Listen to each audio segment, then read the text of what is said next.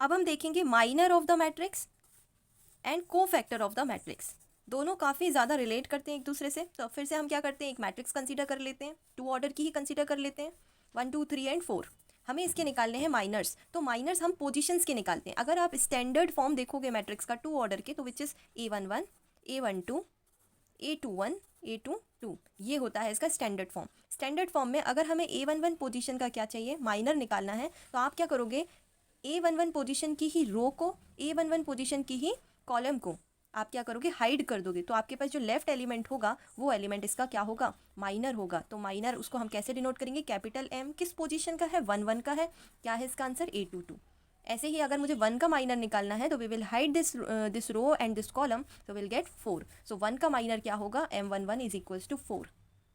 अगर हमें similar matrix का कोफैक्टर निकालना है, कोफैक्टर निकालने के लिए आपको क्या करना पड़ेगा, मान लो ये कोफैक्टर के लिए हमने लिख दिया COF। Cofactor of which position, 1 1 position. तो कोफैक्टर ऑफ 1 1 पोजीशन होती है -1 की पावर जो भी इसकी पोजीशन है उसका addition and the minor of that position.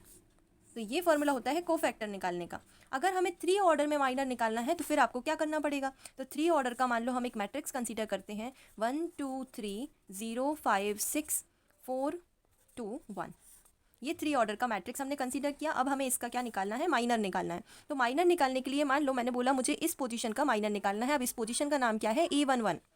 A11 का अगर मुझे माइनर निकालना है तो I will hide this row and I will hide this column. तो what will be going to left with is 5 6 2 1। अब यहाँ पे एक एलिमेंट तो है नहीं, तो हम उसका आंसर दे दें। तो यहाँ पे आपके पास 4 एलिमेंट्स लेफ्ट हैं। अब आप क्या करोगे, इसका डिटर्मिनेंट निकालोगे। डिटर्मिनेंट निकालना हमें बहुत अच्छे से आता है। 5 6 2 1, 5 1 ज़ा 5 माइनस 6 2 ज़ा 12 या 2 6 ज़ा 12। तो 5 माइनस 12 क्या आ जाएगा, इसका आपका आंसर आ जाएगा -7। तो इसका जो आपका 1 पोजीशन का M11 का आपका जो आंसर है वो है -7। तो -7 आपका माइनर है। अगर मुझे इसी पोजीशन का कोफैक्टर निकालना है, तो कोफैक्टर निकालने के लिए हमें माइनर लगेगा।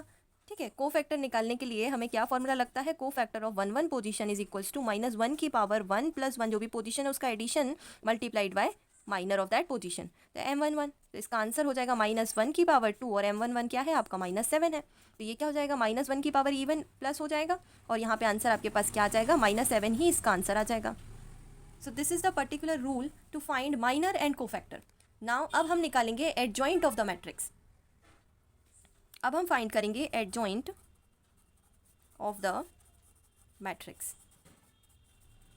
अगर आप माइनर समझ गए हैं तो कोफैक्टर निकाल सकते हैं, कोफैक्टर समझ गए हैं तो आप एडजॉइंट आराम से निकाल सकते हैं। पर एडजॉइंट निकालने के लिए आपको सबसे पहले ये पता होना चाहिए कि मैट्रिक्स अगर आपकी 1 2 3 4 है तो जो मैट्रिक्स है, मैट्रिक्स का ट्रांसपोज क्या होता है। तो अगर मैंने बोला मैट्रिक्स का ट्रांसपोज चाहिए तो मैं ए को क्या लिखूंगी, A' लिखूंगी फॉर ट्रांसपोज। तो अगर हमें किसी मैट्रिक्स का ट्रांसपोज निकालना है तो हम क्या करते हैं, रो को कॉलम में कन्वर्ट कर देते हैं और कॉलम को रो में कन्वर्ट कर देते हैं। एक ही चीज़ है। तो 1 2 को आप क्या करोगे, कॉलम में कन्वर्ट कर दो। तो 1 तो 1 एक ही पोजीशन पे रहेगा, पर 2 कहाँ आ जाएगा, कॉलम के पोजीशन पे आ जाएगा। यानी कि A21 की जगह पे 2 आ जाएगा। A21 यानी पोजीशन का नाम है ना। और यहाँ पे क्या हो जाएगा, 1 2 इधर आ गया और 3 4 इधर आ गया। तो ट्रांसपोज आप बहुत अच्छे से समझ गए होंगे। सबसे पहले हम क्या करते हैं, इस मैट्रिक्स का कोफैक्टर मैट्रिक्स निकाल लेते हैं। तो कोफैक्टर मैट्रिक्स के लिए आपको हर एक पोजीशन का कोफैक्टर निकालना पड़ेगा और उस मैट्रिक्स में हर वैल्यू को यहाँ पे पुट करना पड़ेगा। तो सबसे पहले हमें क्या निकालना है, कोफैक्टर निकालने के लिए हमें माइनर निकालना है। तो cofactor of 1 1, cofactor of 1 2, cofactor of 1 3 और कोफैक्टर ऑफ 1 4। इनका हम फॉर्मूला लिख लेते हैं ताकि हम जल्दी से वैल्यूज़ इसमें रख पाएँ। -1 की पावर 2, -1 की पावर 3, -1 की पावर 4, -1 की पावर 5। और यहाँ पे क्या आ जाएगा, M11 M12 M13 and M14। अब हम M11 M12 M13 M14 निकाल लेंगे। M11 आपके पास क्या आ जाएगा, इस पोजीशन को हाइड करके हमारे पास आ जाएगा 4। M12 आपके पास क्या आ जाएगा, M12 इसको हाइड करके हमारे पास आ जाएगा 3।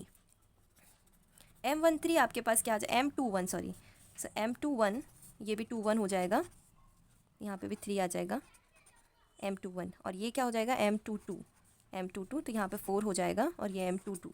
तो M21 निकलेगा और M22 निकलेगा।